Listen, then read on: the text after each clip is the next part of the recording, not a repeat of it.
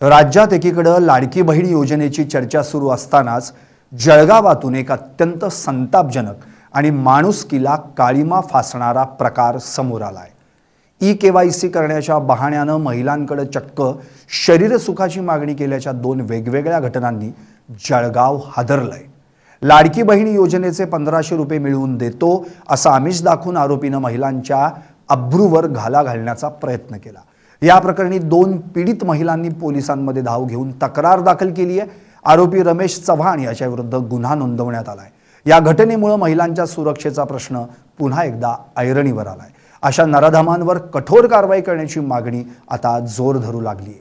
जळगाव शहर पोलीस स्टेशनच्या हद्दीतील गेंदालाल मिल परिसरातील पीडित महिलांनी आमच्या शहर पोलीस स्टेशनला फिर्याद दिली होती की त्यांच्या पतीचे मित्र त्यांनी त्यांच्याकडे केवायसीचे डॉक्युमेंट्स अपडेट करण्याच्या निमित्ताने घरी येऊन जवळीक निर्माण करायचा प्रयत्न केला होता आणि सांगितलं होतं की तुम्ही मला आवडतात आणि त्याबद्दल त्यांना विचारपूस केलेली होती।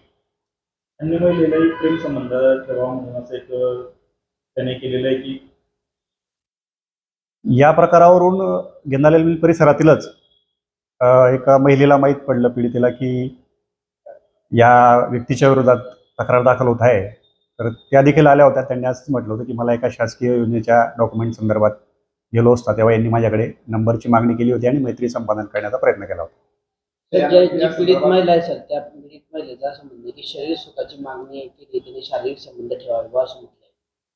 हो, त्यांनी उल्लेख केला आहे फिर्यादीमध्ये, परंतु ते त्यांच्या नवऱ्याचे मित्रच आहेत म्हणून त्यांच्या घरी आलेले होते आणि त्यांच्यात ते संभाषण झालं होतं आणि त्यांनी त्या पीडितेने सांगितलं होतं की हा प्रकार मी माझ्या नवऱ्याला सांगणार आहे तुझ्या विरुद्ध। नवऱ्याला सांगितलं, तसं त्यांच्यात शाब्दिक वाद झाले, त्याच्यानंतर पण हा परत तिच्या घरी जात होता, तिला बघत होता, पाठलाग करत होता असं पण तक्रार म्हटलंय। हा जानेवारी महिन्यातला प्रकार आहे। मग पीडितेने त्यांच्या नवऱ्याला सांगितलं होतं, त्यानंतर देखील त्याचा प्रकार थांबला नाही म्हणून त्यांनी फिर्याद दिलेली आहे। तर काय गुन्हा दाखल करण्यात आला? आरोपीची पार्श्वभूमी काय?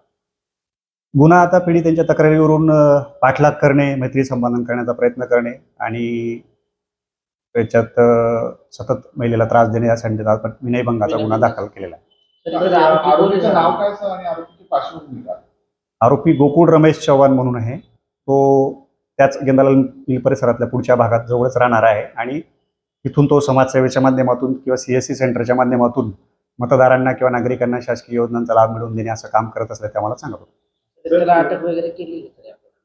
नाही, आरोपीचा शोध चालू आहे। तर एकंदरीत आरोपीची पार्श्वभूमी बघता त्याने 2 महिन्यांसोबत असं केलं, काही इतर महिन्यांसोबत असं केल्याची जी शक्यता आहे ती वर्तवली जाते, त्या अनुषंगाने पोलीस तपास करतात। नाही, तसं अजून कोणी पुढे आलेलं नाही तक्रार द्यायला। आमच्या तपासी अंमलदारांनी जबाब वगैरे नोंदवलेत त्या भागातले, परंतु त्यानंतर कोणी तक्रार द्यायला आले नाही।